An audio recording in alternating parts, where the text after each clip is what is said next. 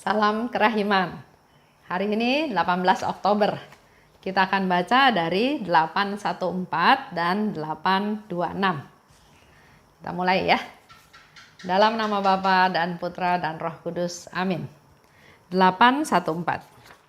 12 Desember 1936.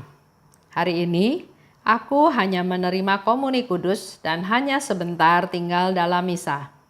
Seluruh kekuatanku ada di dalam Engkau, oh roti yang hidup.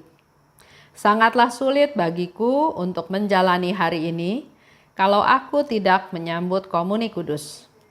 Komuni kudus adalah perisaiku.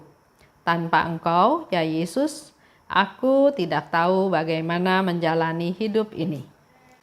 826. Pagi ini, aku mengalami suatu peristiwa. Jamku mati. Aku tidak tahu kapan harus bangun. Dan aku berpikir betapa malangnya aku tidak dapat menyambut komuni kudus. Hari masih gelap sehingga aku tidak bisa mengetahui apakah sudah waktunya bangun tidur. Aku mengenakan jubah, melakukan meditasi dan pergi ke kapel. Tetapi semuanya masih terkunci dan keheningan menyelimuti semua tempat. Aku membenamkan diri dalam doa, khususnya untuk orang sakit. Kini aku sadar betapa banyaknya orang sakit membutuhkan doa. Akhirnya, kapel dibuka. Aku mengalami kesulitan untuk berdoa sebab aku merasa sudah kehabisan tenaga. Maka, langsung sesudah komuni kudus, aku kembali ke kamarku. Tiba-tiba aku melihat Tuhan yang berkata kepadaku, "Putriku, ketahuilah bahwa semangat hatimu menyenangkan aku. Dan sama seperti engkau sangat ingin bersatu denganku dalam komuni kudus, demikian juga aku, putriku, ketahuilah bahwa semangat hatimu menyenangkan aku. Dan sama seperti engkau sangat ingin bersatu denganku dalam komuni kudus, demikian juga aku ingin memberikan diriku seutuhnya kepadamu. Dan sebagai suatu ganjaran untuk semangatmu, beristirahatlah dalam hatiku." Pada saat itu rohku tenggelam di dalam Tuhan, laksana setetes air dalam samudra yang dalamnya tak terhingga. Aku membenamkan diriku di dalam Dia sebagai satu-satunya hartaku.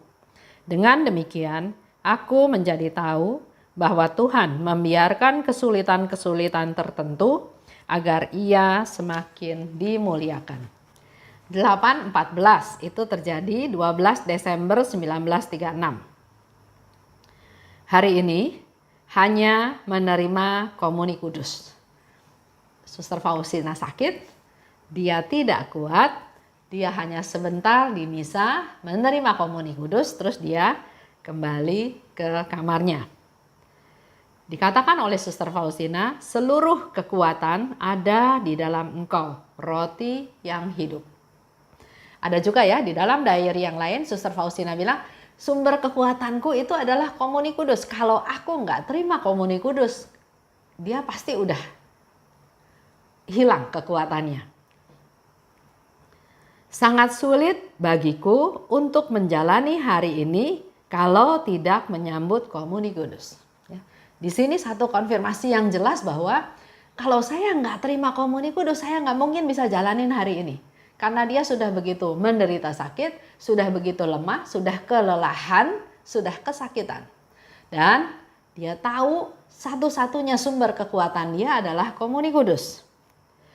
Komuni kudus adalah perisaiku, dikatakan ya. Kita lihat contoh sekarang.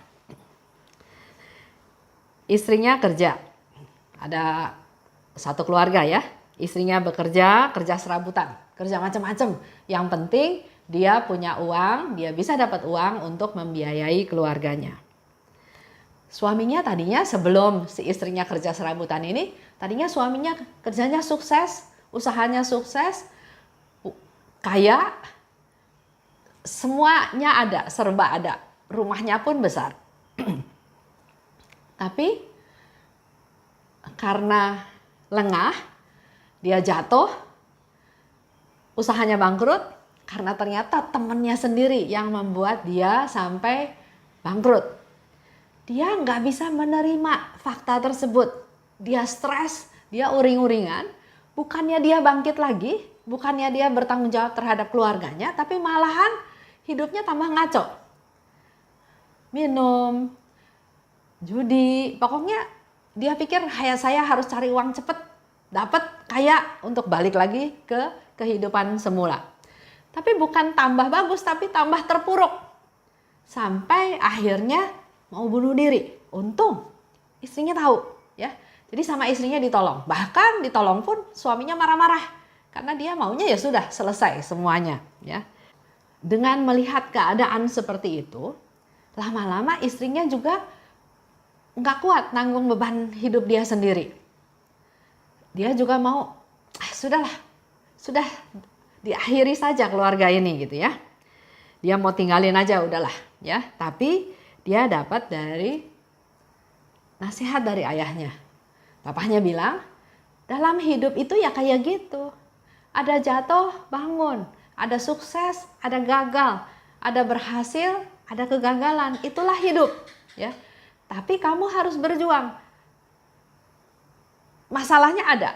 Masalah itu kamu hadapi dengan cemberut, dengan putus asa, dengan marah-marah. Atau kamu hadapi dengan senyum, sama aja masalahnya ada.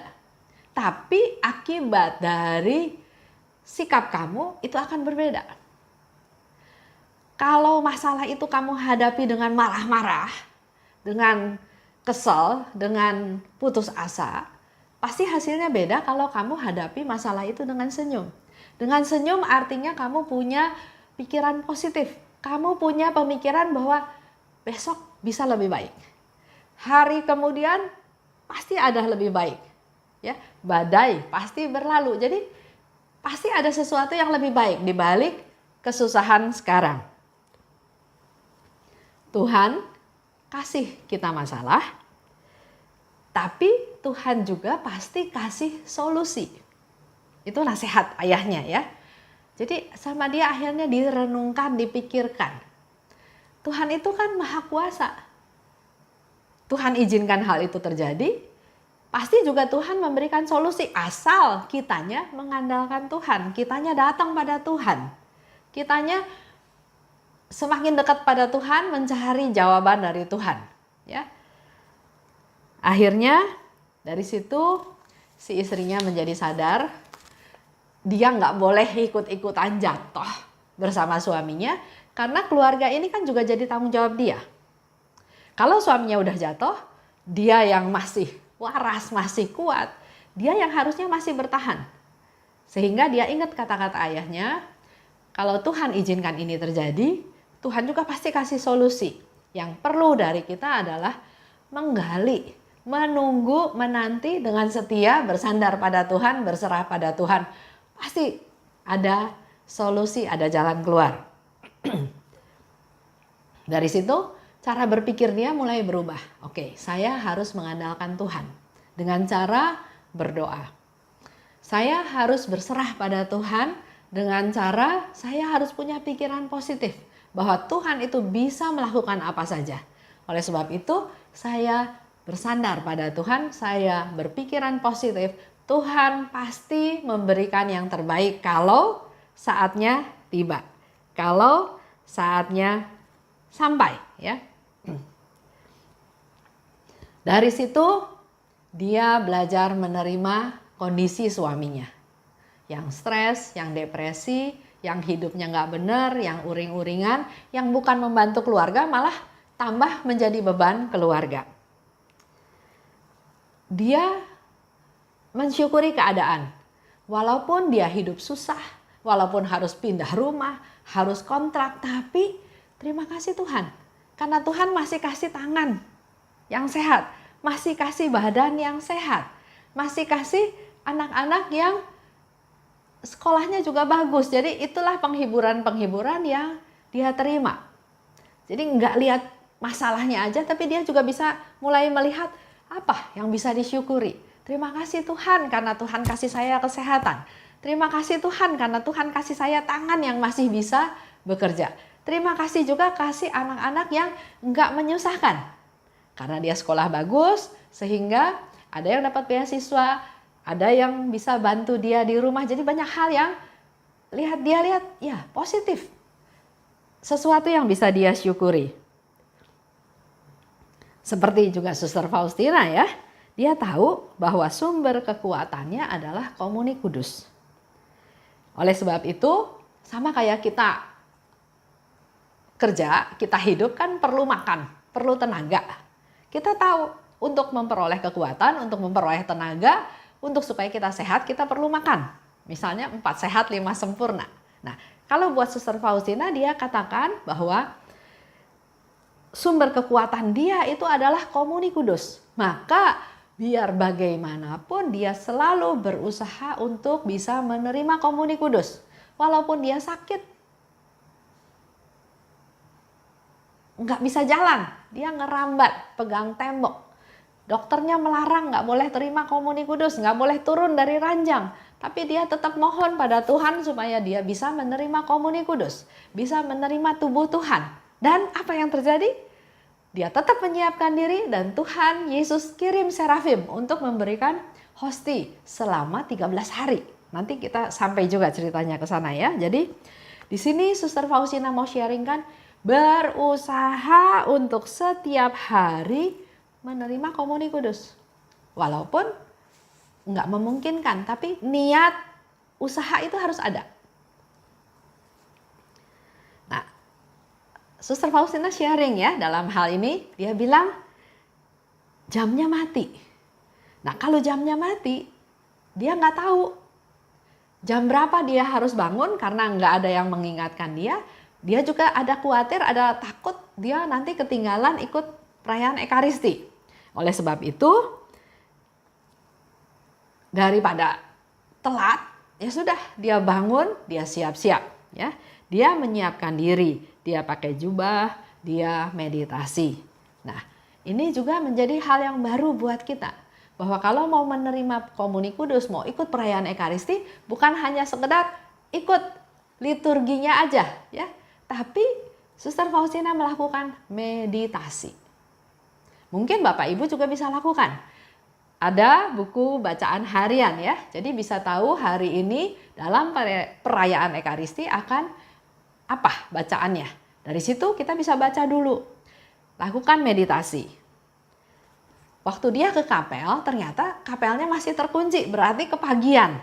Ya. Di sana dia nggak ngomel, nggak kesel, tapi dia berdoa buat orang-orang yang sedang sakit. Dan ternyata dikatakan sangat banyak dibutuhkan doa untuk mereka yang sedang sakit. Bapak Ibu juga tahu ya, dari pengumuman di TV setiap hari selalu ada aja yang jadi positif COVID-19. Ada yang sembuh, ada juga yang meninggal. Tapi ternyata yang sakit itu bertambah. Nah, mari kita yang sehat, ayo berdoa untuk mereka-mereka supaya pertama, jangan ada banyak tambahan, jangan ada klaster baru. Kedua, yang sedang sakit supaya bisa cepat recovery, bisa cepat sehat lagi. Supaya para medisnya juga jangan kehabisan tenaga. 2-3 hari yang lalu ya, saya lihat di HP, dokter yang tadinya melayani pasien, sekarang dia jadi pasien. Terpapar karena COVID-19. Nah, jangan sampai para medis itu kehabisan tenaga, akhirnya dia juga daya tahan tubuhnya turun, malah dia juga ketularan, dia juga sakit. Lanjut ya, kapel dibuka katanya. Setelah kapel dibuka, dia udah gak bisa berdoa lama-lama karena dia udah kecapean, dia udah kehabisan tenaga. Sesudah komuni, dia langsung kembali ke kamarnya. Di sana, dia mendengar suara Tuhan.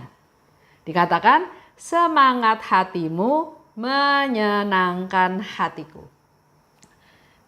Kita refleksi juga kehidupan kita. Pada saat kita mau menerima komuni, pada saat kita mau ikut perayaan Ekaristi, pasti semangatnya beda-beda. Ada yang, waduh Tuhan, alarm di jam nggak bunyi, jadinya kesiangan. Waduh, kalau datang ke sini kesiangan nanti malah sama pastornya nggak boleh terima komuni. Kesiangan, malu. Ya udahlah, besok lagi. Banyak alasan ya. Atau teman yang harusnya jemput sekarang nggak jemput. Jadi saya nggak bisa pergi ke perayaan Ekaristi. Harusnya saya bisa pergi, tahu-tahu bannya kempes. Jadi saya nggak bisa pergi ke perayaan Ekaristi. Nah, di sini Yesus bilang pada Suster Faustina, semangatmu menyenangkan hatiku. Jadi motivasi apa yang menjadi dasar kita pergi ke perayaan Ekaristi itu dilihat oleh Tuhan. Bukan hanya hadir ya, tapi semangat hatimu itu menyenangkan hatiku. Seperti contoh tadi Suster Faustina, ya, jamnya mati. Bukannya mencari alasan, tapi saya nggak boleh ketinggalan perayaan Ekaristi. Biar masih gelap pun saya bangun, saya siap-siap, saya lakukan meditasi, saya pergi. Jadi nggak membuat hal itu menghalangi dia untuk melakukan apa yang dia mau lakukan. Walaupun sakit, tapi sambil nunggu kapelnya dibuka, Suster Faustina masih berdoa lagi buat orang sakit. Sama seperti engkau sangat ingin bersatu denganku, kata Yesus dalam komuni kudus, demikian juga aku ingin memberikan diriku seutuhnya kepadamu. Ada satu konfirmasi lagi dari Tuhan. Gimana kerinduan kita, niat, keinginan kita bersatu dengan Tuhan, itu pun yang menjadi keinginan Tuhan untuk bersatu dengan kita. Ada niat, ada kerinduan, ada usaha, ya. Dan Yesus katakan, sebagai suatu ganjaran untuk semangatmu, beristirahatlah dalam hatiku. Jadi, suatu ganjaran ya, suatu hadiah yang diberikan oleh Tuhan dengan semangatnya Suster Faustina itu, Yesus katakan, beristirahatlah dalam hatiku. Kalau kita beristirahat dalam hatinya Tuhan, pasti kita akan merasakan damai, sukacita, nyaman, tentram. Suatu hal yang nggak bisa kita ungkapkan ya, karena kita istirahat di dalam hatinya Tuhan. Tapi ini yang Tuhan tawarkan. Tuhan katakan, sebagai ganjaran untuk semangatmu, beristirahatlah dalam hatiku. Ini hadiah dari Tuhan. Diminta untuk beristirahat. Kita menerima komuni, kita semangat menerima komuni, menerima kekuatan, menerima tubuh Tuhan. Dan Tuhan Yesus katakan, engkau tinggal di dalam hatiku. Tidak ada lagi segala kekhawatiran, segala urusan. Karena kita disuruh istirahat di hatinya Tuhan, kita serahkan semua permasalahan, kekhawatiran, semuanya pada Tuhan. Kita diminta untuk beristirahat. Artinya Tuhan yang bekerja. Ya. Tuhan luar biasa melalui perayaan Ekaristi. Itu aja untuk hari ini. Kita tutup ya dengan doa. Dalam nama Bapa dan Putra dan Roh Kudus. Amin. Allah Bapa yang Maha Baik, pada hari ini Engkau memberikan contoh seorang santa kepada kami, yaitu Santa Faustina, yang punya kerinduan, punya iman bahwa sumber kekuatan terbesar adalah menerima komuni kudus, menerima Tuhan, bersandar pada Tuhan, Tuhan sumber kekuatannya dalam menjalani hidupnya sehari-hari. Kami juga mohon rahmat-Mu Tuhan, agar Engkau limpahkan rahmat-Mu untuk kami, pribadi lepas pribadi, juga untuk keluarga kami masing-masing, agar dimampukan untuk menjalani hari-hari kami ini dengan baik. Pada saat ini memang kami tidak bisa menerima komuni seperti yang biasa kami lakukan. Tapi kami percaya Tuhan Yesus ada dalam diri kami masing-masing. Biarlah Dia bertahta memimpin seluruh hidup kami, agar apa yang kami lakukan berkenan kepadamu. Terima kasih Tuhan atas segala kasih karunia-Mu. Amin. Dalam nama Bapa dan Putra dan Roh Kudus. Amin. Salam kerahiman.